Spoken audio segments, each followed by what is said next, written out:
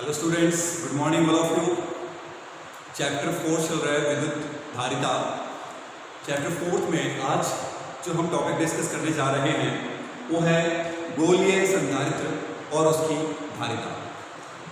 अभी तक हमने समांतर प्लेट संधारित्र की धारिता ज्ञात की है और उसके बारे में जाना है। आज हम गोलीय संधारित्र के बारे में जानेंगे। बिल्कुल वही सिद्धांत है, लेकिन जो ज्यामितीय आकृति है यहाँ प्लेटों की वो गोलाकार है, राइट। तो स्टार्ट करते हैं। डेफिनेशन बोर्ड पर लिख दी है मैंने पहले ही, रीड करते हैं। गोलीय संधारित्र किसे कहते हैं, सबसे पहले उसकी डेफिनेशन को डिस्कस करते हैं, राइट। समान व विपरीत प्रकृति के आवेश से युक्त दो संकेंद्री चालक गोलों के निकाय को गोलीय संधारित्र कहते हैं। संकेंद्रीय गोले जिनके केंद्र एक ही हो, यानी ऐसे दो गोले जिनका केंद्र एक ही हो उन्हें संकेंद्रीय गोले कहते हैं। तो एक गोले पर तो धनावेश और दूसरे गोले पर ऋण आवेश हो और चालक गोले हैं, तो इस प्रकार की युक्ति को हम गोलीय संधारित्र कहते हैं। और इस संधारित्र की धारिता को हम गोलीय संधारित्र की धारिता से व्यक्त करते हैं। करेक्ट। V पर अगर ऋण आवेश है, -q आवेश है, तो इसकी आंतरिक प्लेट A जो गोला है इस पर धनावेश है।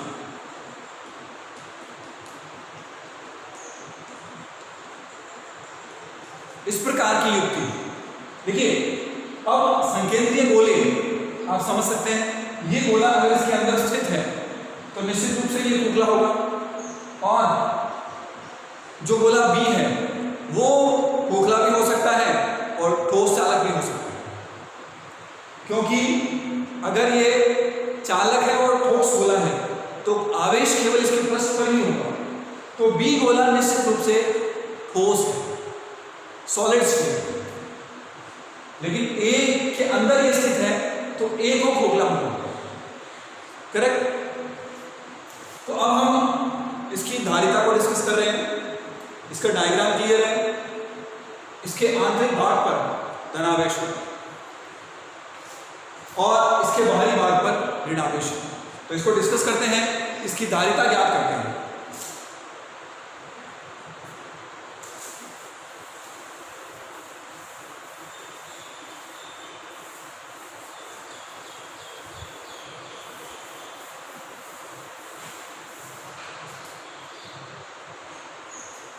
माना A व B,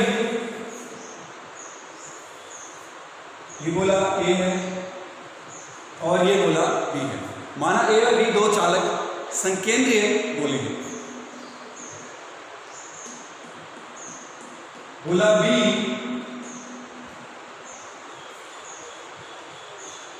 और गोला A, इसकी त्रिज्या है R2 और इसकी त्रिज्या है R1। बाह्य गोले की त्रिज्या है स्मॉल r1, आंतरिक गोले की त्रिज्या है स्मॉल r2। करेक्ट। और गोला B ऋण आवेश -q आवेश है, गोले B के ऊपर -q आवेश है।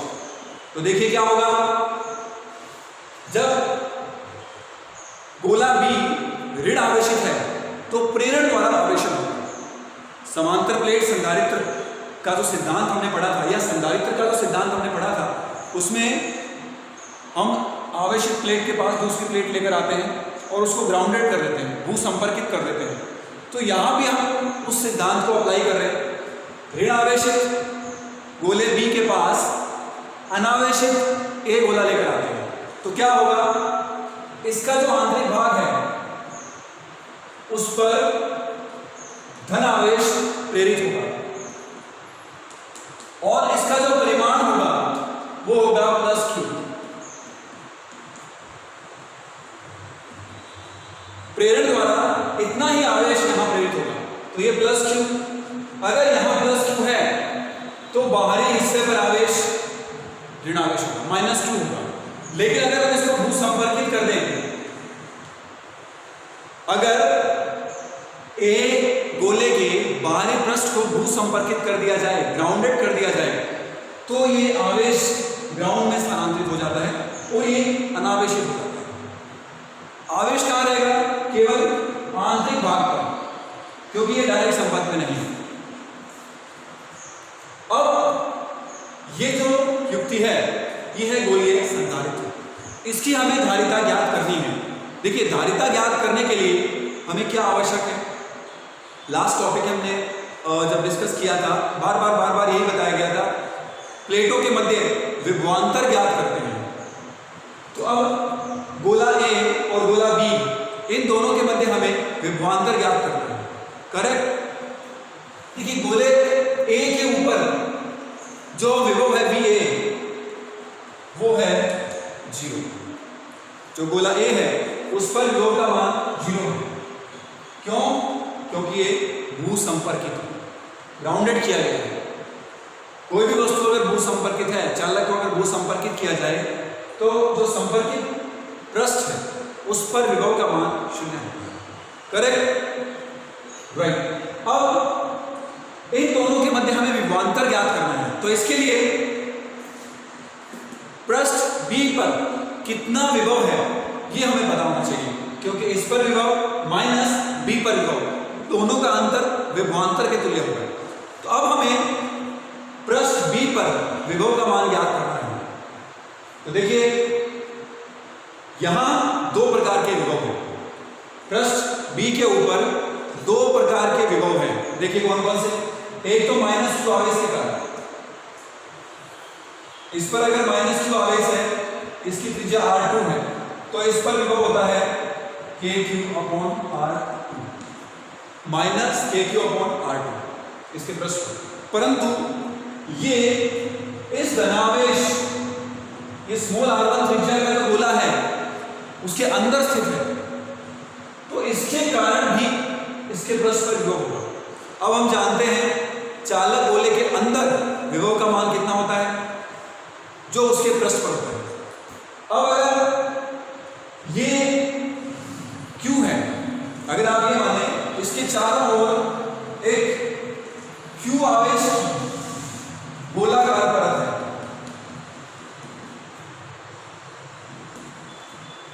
तो इसके अंदर विभव का मान कितना होगा? kq/r, kq/r1। इस परत के ऊपर विभव kq/r1 है और kq/r1 आंतरिक भाग में प्रत्येक जगह kq/r1 होगा। तो ये अगर पृष्ठ के बिंदु लें, तो ये पृष्ठ के बिंदु इस बाएं गोले के अंदर स्थित है। अब अंदर स्थित होने के कारण प्रत्येक बिंदु पर ये विभव भी उपस्थित होगा। तो यहाँ 2 विभव है इन बिंदुओं पर, एक तो -kq/r2 और kq/r1। बी गोले के पृष्ठ पर 2 प्रकार के विभव हैं, -kq/r2 प्लस kq/r1। तो इन दोनों का हम योग करेंगे तो पृष्ठ बी पर कुल विभव ज्ञात कर सकते हैं। देखिए, यहां आप ये समझें, चालक गोले के अंदर विभव का मान पृष्ठ के मान के तुल्य होता है। अगर ये kq/r2 है, तो इन बिंदुओं पर भी kq/r1। यहां -kq/r2 इसके कारण, ये kq/r1 इस आवेश के कारण, तो इस आवेश के कारण विभव और ऋण आवेश के कारण विभव, दोनों का हम योग कर देंगे और बी पर कुल विभव प्राप्त कर लेंगे।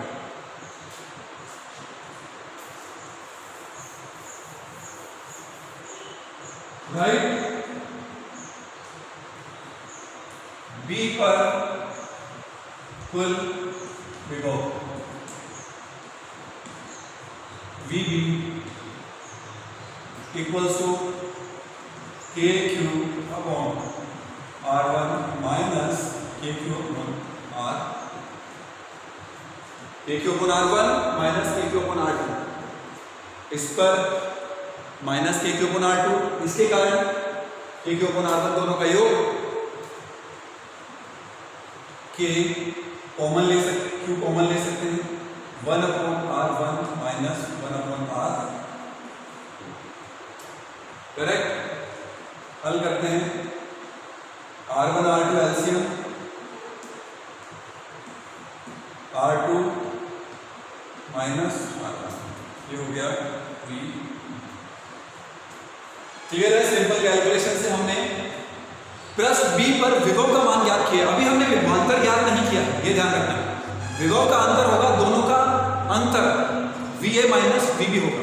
अभी हमने VB ही ज्ञात किया है, राइट। अब यहां पर जो पॉइंट नोट करना है वो क्या है, R1 और R2 इन दोनों में किसका मान अधिक है, स्मॉल r1 या स्मॉल r2? R1 का मान अधिक है। आप देख सकते हैं R1 ये गोला बड़ा है, इसकी त्रिज्या अधिक होगी, तो small r1 is greater than small r2। तो यहां ये उत्पन्न है, ये बड़ा होने के कारण R1 पहले लिखेंगे और R2 को बाद में लिखेंगे और ऋण चिन्ह बाहर निकालेंगे। तो इसको इस प्रकार से लिख सकते हैं minus K Q R1 minus R2 upon R1 minus K Q R1 minus R2 R1। Clear है? ये है VB का मान। अब हमें क्या ज्ञात करना है, विभवांतर। A के बाह्य पृष्ठ पर विभव का मान कितना है, 0। A और B के मध्य विभवांतर कितना होगा, VA माइनस VB। राइट, लिखते हैं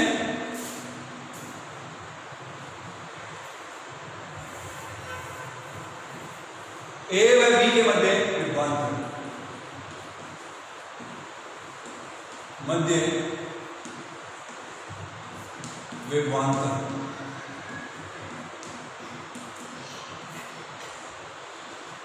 V equals to VA minus VB।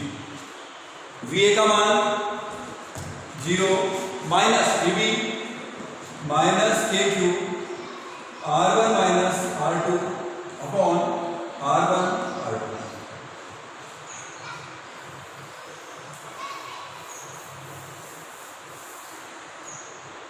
Minus minus plus, तो ये हो गया के Q R1 minus R2 upon R1 R2। ये हमने याद कर लिया है A व B के मध्य विभवांतर। अब हमें ज्ञात क्या करना है, गोलीय चालक की गोलीय संधारित्र की धारिता। धारिता होता है C equals to Q upon V।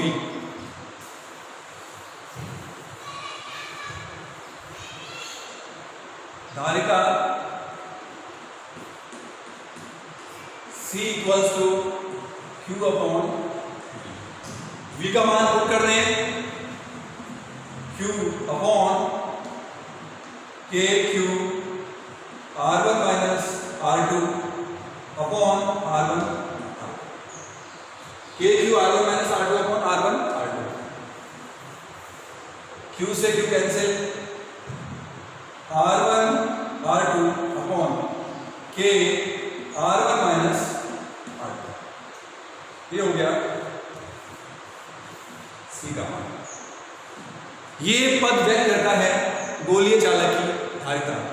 अब अगर देखिए निर्वात की स्थिति है, A व B के मध्य अगर निर्वात की स्थिति है तो K का मान 1 अपॉन 4 पाई एप्सिलॉन नॉट रखेंगे, और अगर माध्यम है तो K का मान 1 अपॉन 4 पाई एप्सिलॉन रखेंगे, माध्यम की विद्युतशीलता का उपयोग करते हुए, right.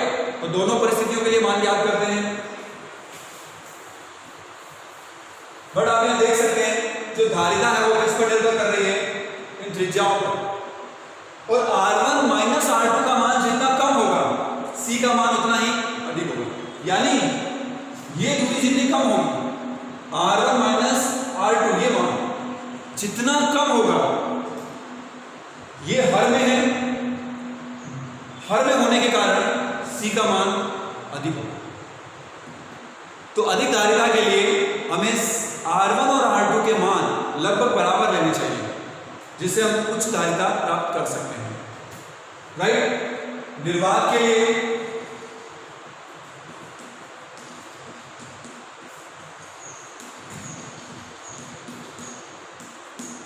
K equals to 1 upon 4 pi epsilon naught. Epsilon naught क्या है, निर्वात की विद्युतशीलता। तो C नॉट लिख देते हैं इसको, 1/4 पाई एप्सिलॉन नॉट रखेंगे तो ये 4 pi epsilon naught r1 r2 upon r1 minus r2। ये है निर्वात के लिए गोलीय संधारित्र की धारिता।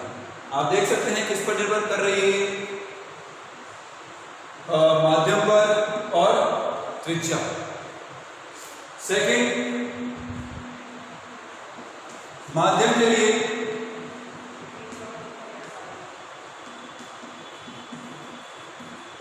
Cm equals to 4 pi epsilon r1 r2 upon r1 minus r2। अगर A व B के मध्य कोई माध्यम है जिसकी विद्युतशीलता एप्सिलॉन है तो यहां पर एप्सिलॉन बुक करेंगे और यहां एप्सिलॉन नॉट वैक्यूम में। अब हम देख सकते हैं माध्यम में धारिता का मान कितना गुना अधिक होता है। कल भी हमने फाइंड किया था एप्सिलॉन r गुना परावैद्युतांक का जितना मान होता है उतना ही गुना धारिता बढ़ जाती है। वो यहां भी सिद्ध कर सकते हैं।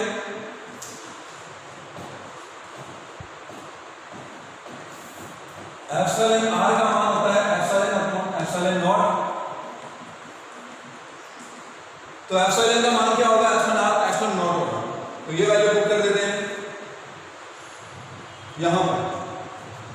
यहां पुट करेंगे तो जो मान प्राप्त होगा Cm equals to 4 pi epsilon r epsilon naught r1 r2 upon r1 minus r2। Epsilon r को अलग लिख लें तो जो बाकी पद है 4 pi epsilon naught r1 r2 r1 minus r2 वो C नॉट को व्यक्त कर रहा है। 4 pi epsilon naught r1 minus r2 upon r1 r2। Bracketed जो टर्म है, ब्रैकेटेड जो पद है ये है C नॉट, ये C नॉट को व्यक्त कर रहा है। तो Cm equals to epsilon r C naught.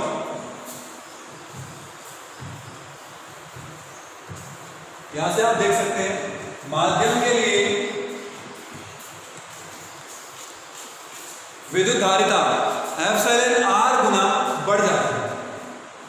ये कल भी हमने प्रूव किया था। तो ये था गोलीय संधारित्र की धारिता जिसमें हमने ये देखा कि त्रिज्याओं पर धारिता का मान निर्भर करता है। गोलीय चालक की त्रिज्याओं को कम ज्यादा करके हम धारिता के मान को परिवर्तित कर सकते हैं और बीच में माध्यम की जो उपस्थिति है वो भी धारिता को प्रभावित करती है। राइट, तो ये ऑलवेज ध्यान रखेंगे माध्यम की उपस्थिति और माध्यम का जो परावैद्युतांक है उतना ही गुना धारिता बढ़ जाती है निर्वात की तुलना में। अगर उन्हीं परिस्थितियों को हम निर्वात में देखें और माध्यम में देखें तो आप इस तरह से कंक्लूड कर सकते हैं इसे। राइट, तो ये था गोलीय संधारित्र की धारिता। होपफुली आप समझ पाए होंगे। Thank you.